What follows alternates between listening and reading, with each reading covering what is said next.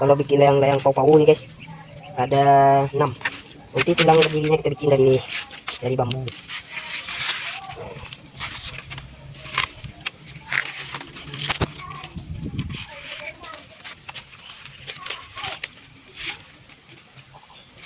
Itu kalau bikin layang pau-pau cek, sama lidinya kita rawat.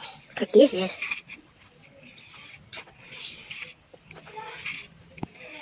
Lidinya yang seperti ini guys, jangan yang terlalu muda dengan yang terlalu tua.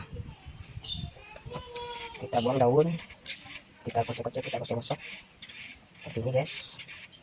Jangan terlalu ditekan, makan aja. Kita buang kulit-kulitnya aja.